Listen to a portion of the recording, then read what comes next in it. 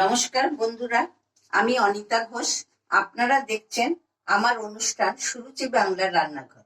নিত্য নতুন স্বাদের সন্ধান পেতে গেলে আমার চ্যানেলটিকে ফলো করতে ভুলবেন না। আজকে আমরা অত্যন্ত মুখরোচক খাদ্য, যেটি শীতকালে আমরা আয়েশ করে খেয়ে থাকি, সেটি হলো জয়নগরের মোয়া। এই মোয়া আমরা দোকান থেকে কিনে খেয়ে থাকি। এবার আপনারা প্রকৃত জয়নগরের মোয়ার স্বাদ বাড়িতে বসেই বানিয়ে ফেলুন। তার জন্য কি কি উপকরণ লাগবে ডিসকাস করব। ভিডিওটি আপনারা ফলো করতে থাকুন। আমি কড়াতে 1 কাপ গুড় দিয়ে দিলাম, আর ওই গুড়ের কাপেই আমি 1 কাপ জল দিলাম। এবার এই দুটো মিশ্রণ একটু ফুটিয়ে নেব। এই মিশ্রণটি আমার গলে গেছে, এবার আমি এটা বলে ঢেলে রাখছি। এবার আমি দ্বিতীয় স্টেপে আবার 1/2 কাপ জল দিলাম। জলের সঙ্গে আমি 1/2 কাপ চিনি দিলাম,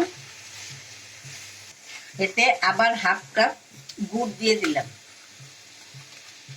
এটিকে মিনিট 5-6 ধরে ফুটিয়ে একটু ঘন করতে হবে।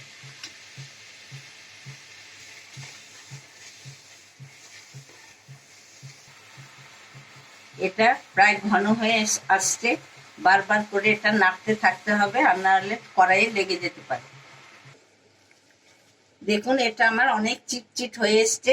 এরকম হাতে নিয়ে দেখবেন হাতের সঙ্গে একদম লেগে যাচ্ছে। একটা এরকম ভাবে গুড়টাকে ঘন করে নিতে হবে।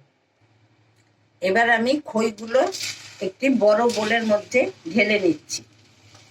আপনাদের আরেকটি কথাও বলে দিচ্ছি, জয়নগরের মোয়া কনকচুর ধানের খইতে খুব ভালো হয়, এতে সেন্ট হয় খুব।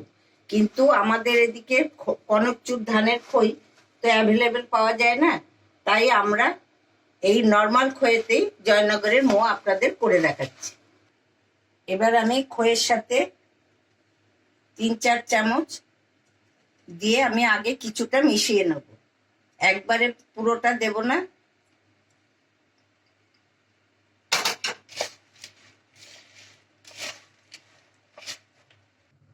এবার আমি প্রথম স্টেপে যে গুড় আর জল দিয়ে এটা রেডি করে রেখেছিলাম, এটা এবার কিছু কিছু দিয়ে এটাতে মাখতে হবে। খুব চেপেও মাখবেন না, আর একটু আলতো করে মাখবেন। এবার আমি ওই প্রথম স্টেপের জলটাই আবার আমি এতে কিছুটা দিয়ে দিচ্ছি।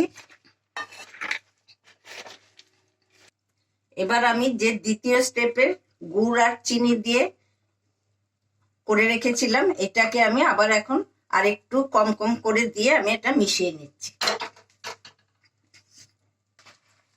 দেখুন খই মাখাটা কতটা নরম হয়ে এসছে। এটাকে আমি আর একটু ভালো করে মেখে নেব। আমার এটা পাক করা হয়ে গেছে। এবার আমি এতে দিয়ে দিচ্ছি কিছুটা খোয়া ক্ষীর, আর বাকি খোয়া ক্ষীর আমি গার্নিশিং এর সময় দেব। এবার এতে আমি দিচ্ছি একটু এলাচ গুঁড়ি। এবার আমি এতে সবগুলো আবার একসঙ্গে মিশিয়ে নিচ্ছি। এবার আমি এটা কিছুক্ষণ রেখে দিচ্ছি, একটু টাইট হলে তারপরে আমি এটাকে মোয়ার আকারে গড়ে দেব। এখন এই মন্ডটি আমার ঠান্ডা হয়ে গেছে, এটা আমি এখন মোয়ার আকারে গড়ে নিচ্ছি।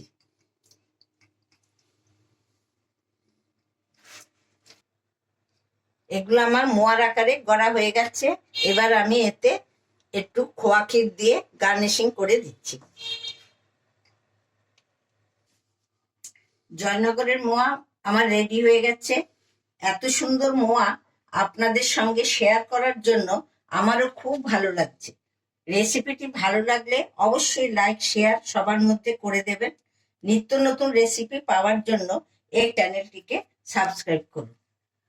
শীতে আপনারা জমিয়ে আনন্দ করুন। সবাই সুস্থ থাকবেন, ভালো থাকবেন। আবার আমি একটি নতুন রেসিপি নিয়ে আপনাদের সামনে হাজির হব।